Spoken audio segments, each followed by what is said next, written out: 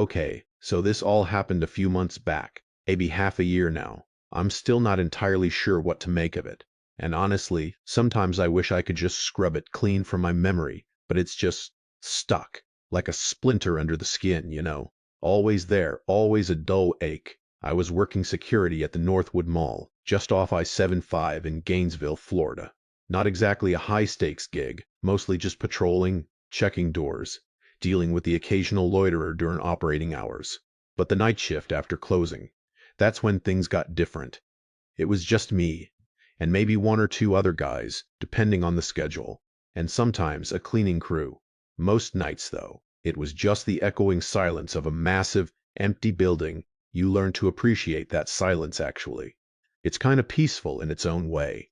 You can hear the hum of the HVAC, the distant rumble of traffic from the highway, the creaks and groans of the building settling. That's where Jasmine comes in. She was relatively new, maybe 3 months on the job. Our shifts didn't always overlap, but we'd often catch the handover, or sometimes we'd be assigned to the same patrol route for a few hours. She was something else.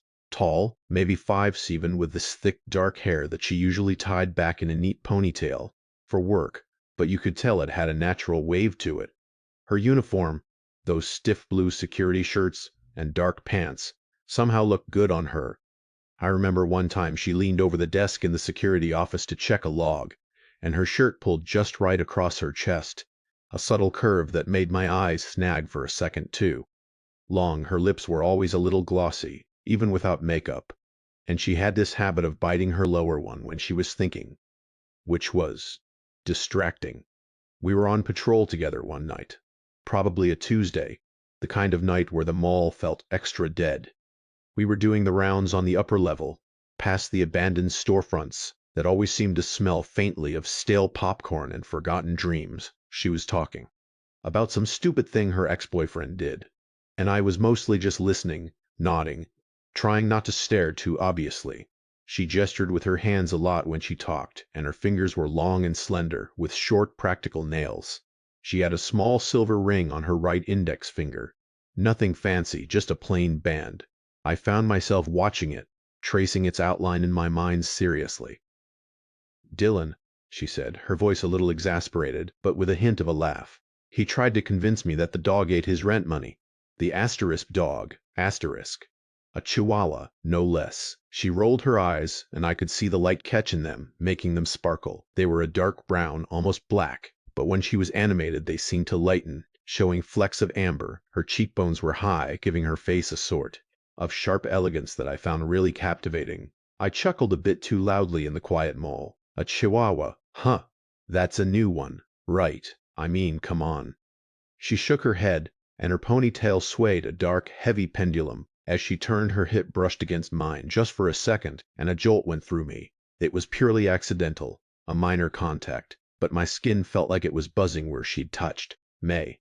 I cleared my throat, feeling a flush creep up my neck.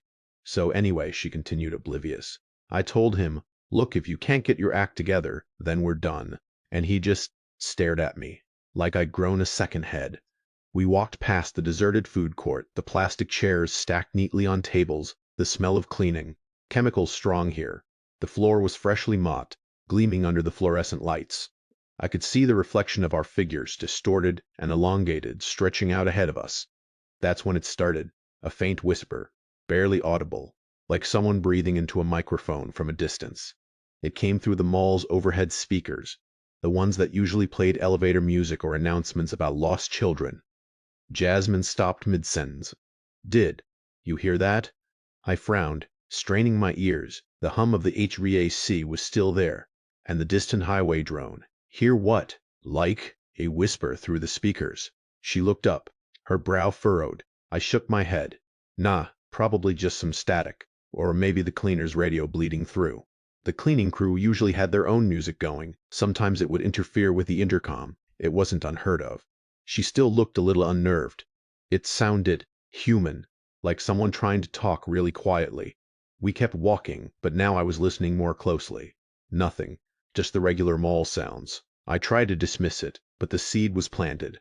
Jasmine was usually pretty observant. The next night, I was on solo patrol. Midnight to 8 a.m., the kind of shift where you start to question your life choices around 3 a.m. I was in the security office, monitoring the cameras, sipping lukewarm coffee. The office was small, crammed with monitors, a radio scanner, and a bunch of outdated equipment. The air always smelled faintly of stale coffee and ozone. I was flicking through the camera feeds, checking the loading docks, the main entrances, the corridors. Everything was quiet, just empty halls, silent storefronts. Then through the intercom, very faint, but clearer this time, a low guttural murmur. It wasn't static. It sounded like a voice, deep and gravelly, but it was impossible to make out any words. It was like listening to someone speak from the bottom of a well. I froze my coffee cup halfway to my mouth.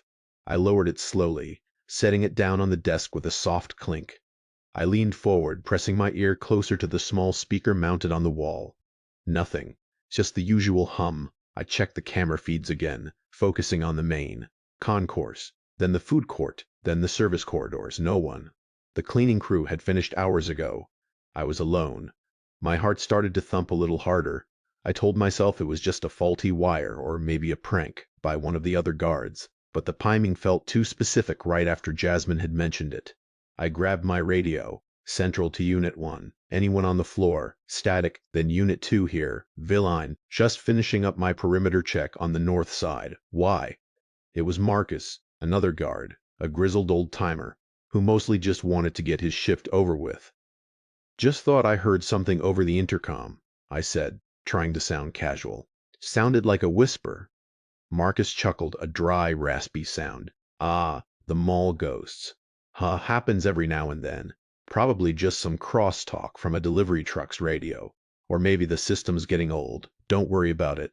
Just keep your eyes peeled for actual trouble. I thanked him and signed off. Mall ghosts, he'd probably heard it 100 times. I tried to convince myself he was right. But the sound hadn't been like a radio. It had been closer, more intentional.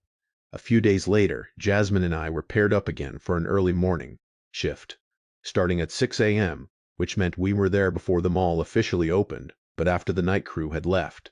The sun was just starting to peek through the skylights, casting long pale shadows across the polished floors. The mall smelled fresh, clean, and a little like stale coffee from the Starbucks that hadn't opened yet.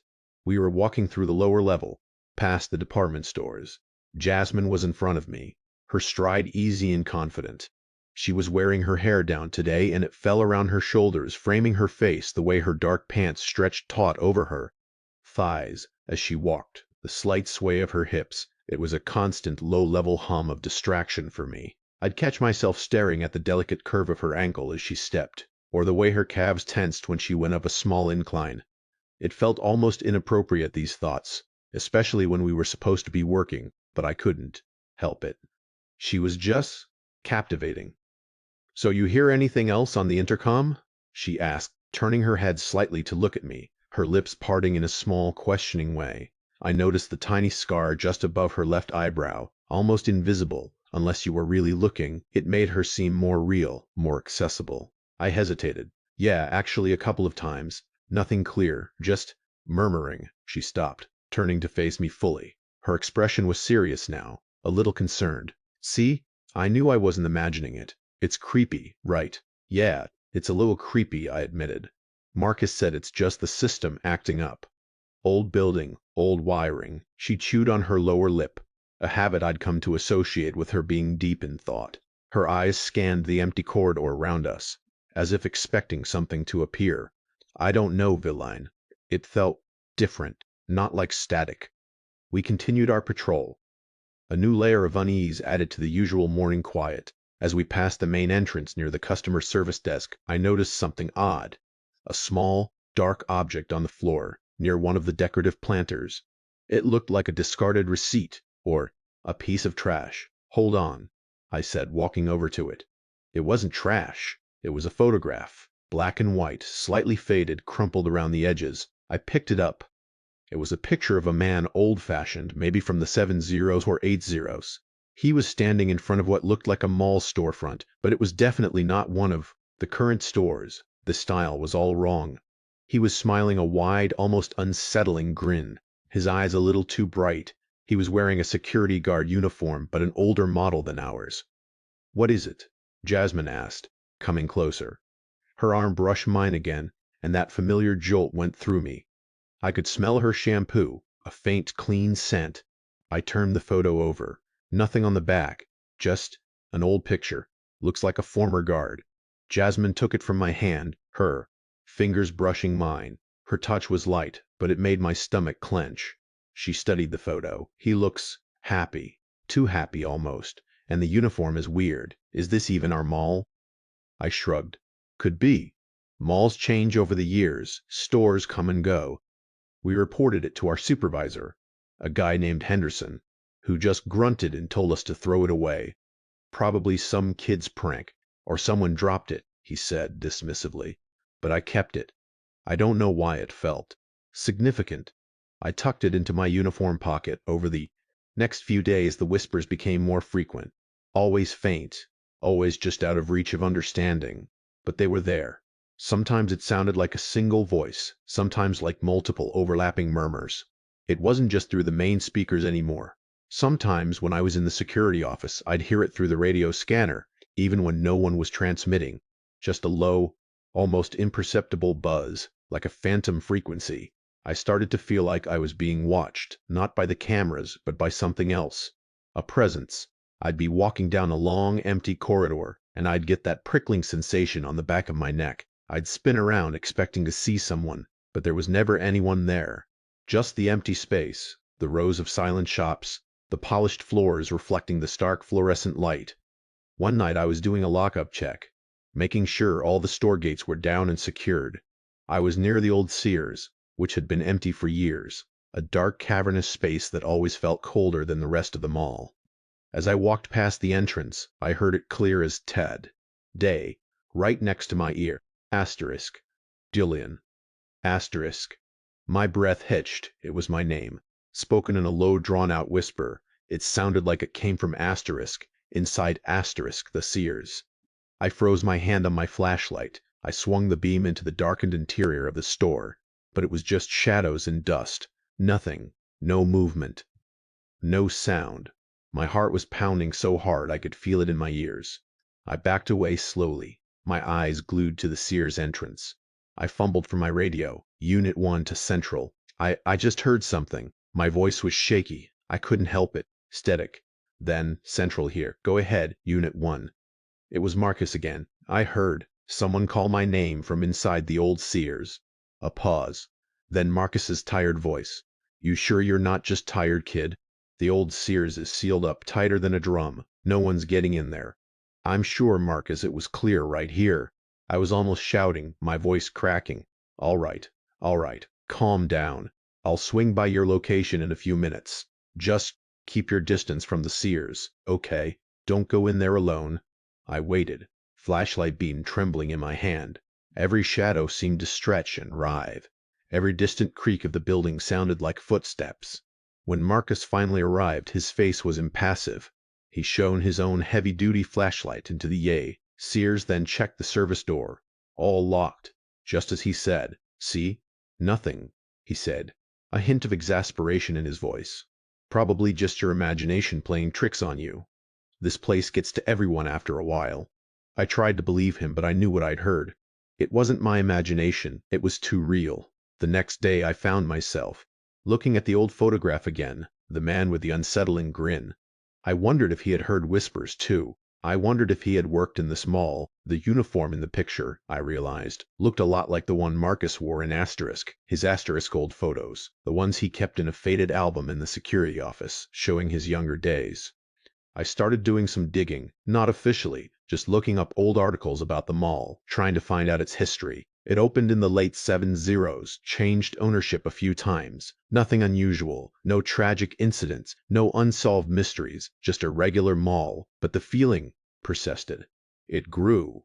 I felt it even during the day when the mall was bustling with shoppers. I'd be walking through the crowds, and I'd feel that familiar prickle, that sense of being observed. I'd glance over my shoulder, and sometimes, just for a split second, I'd catch a glimpse of someone in the distance, someone who seemed to be looking directly at me. But when I focused, they were always gone, or just another face in the crowd. Jasmine noticed my change. "You're looking a little ragged, villain," she said one afternoon, as we were both clocking out. Her hair was pulled back again, but a few strands had escaped, curling delicately around her ears. She had a light sweater on over her uniform shirt, and it hugged her figure in a way that made my eyes linger, even as I was feeling utterly drained. The way her breasts pressed against the fabric, the subtle curve of her waist, it was a vivid, distracting image.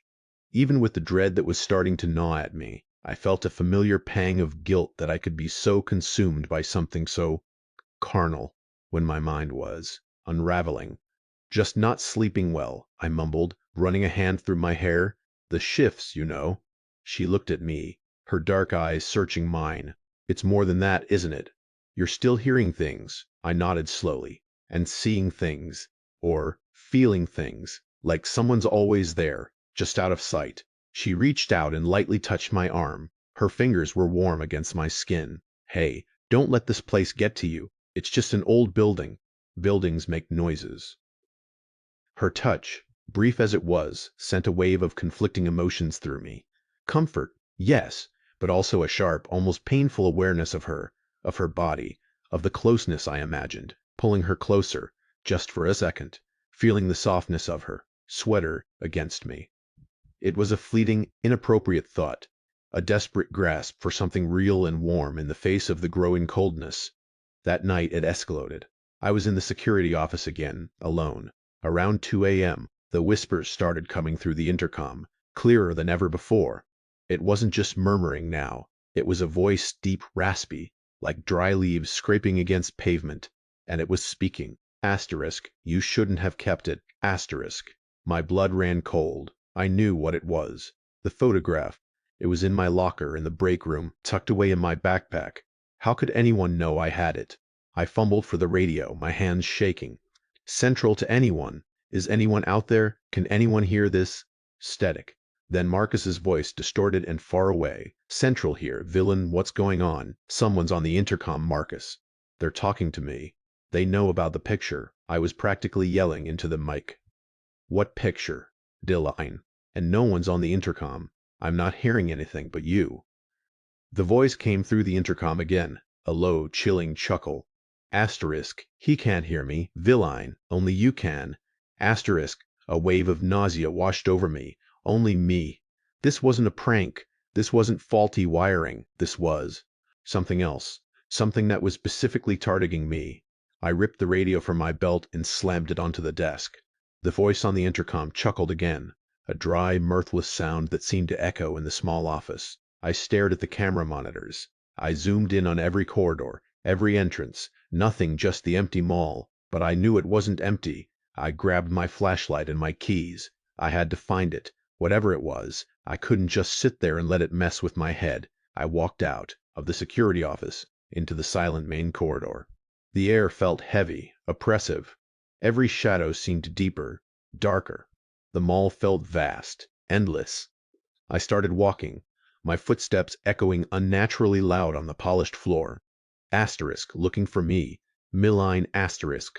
The voice whispered directly above me, through the nearest speaker.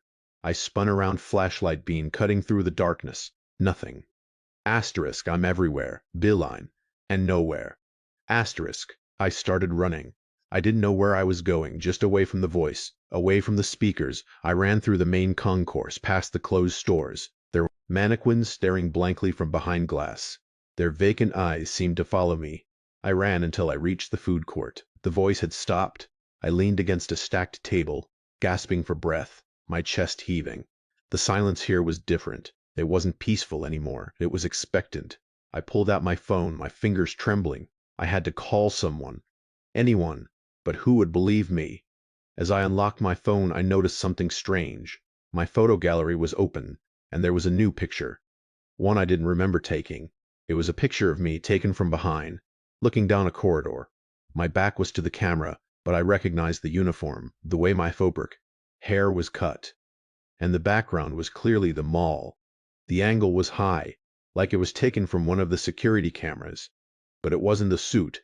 It was a proper photo, with a slight blur, as if taken quickly. and in the very edge of the frame, just barely visible in the dark, was a faint, distorted reflection in a polished pillar. A face, the same unsettling grin from the old photograph. My blood ran cold. How was this possible? My phone was in my pocket the whole time. Then, the whispers started again, but this time, they weren't from the intercom. They were coming from my phone. A low, distorted murmur, like someone talking through water.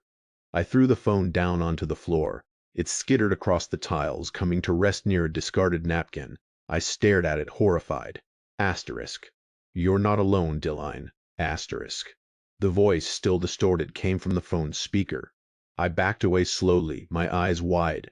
This was too much. This was impossible. I stumbled back to the security office, my mind reeling. I had to get out. I had to leave. I grabbed my backpack.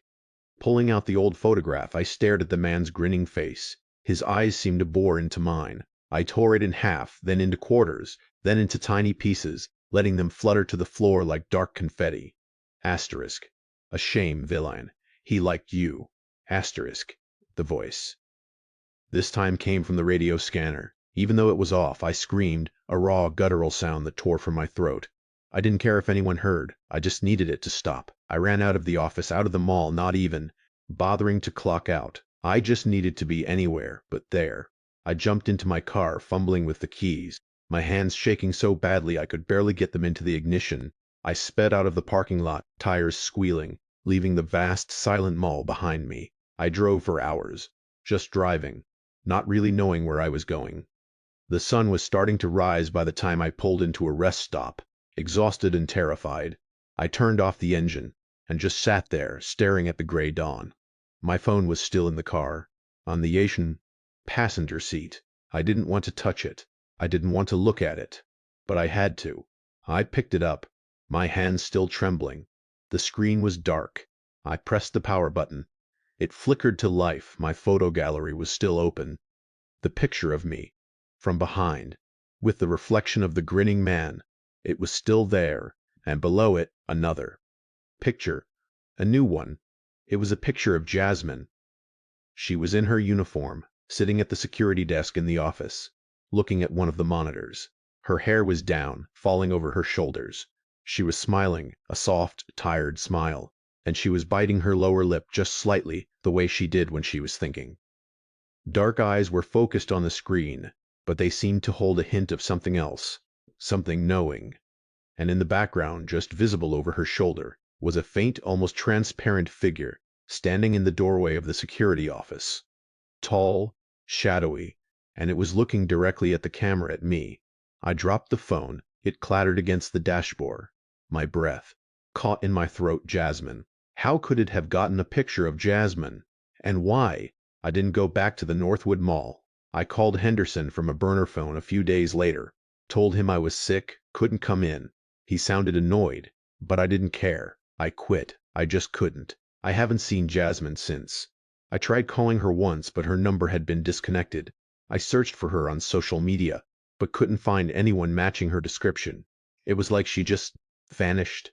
Or maybe she was never really there. I don't know. Sometimes, late at night when I'm alone in my apartment, I still hear it, that faint whisper, just at the edge of hearing, like static on a bad connection. I try to ignore it, but it's always there. A low, guttural murmur. And sometimes I find myself staring at my own reflection in a window, or a dark screen, and for a split second, I think I see it, not my face, but another, a wide, unsettling grin, and eyes that are a little too bright. I still have that phone, the one with the pictures. I can bring myself to delete them, or to get rid of the phone. It's like a twisted souvenir, a reminder. I just hope Jasmine is okay. I still think about her, about the way her uniform fit, the curve of her hips when she walked, the way her lips looked when she bit them, and then I think about that last picture, the one on my phone, and that shadowy figure behind her, and I wonder if it's still watching her or if it's still watching me. I don't know. All I know is the silence isn't peaceful anymore. It's just waiting.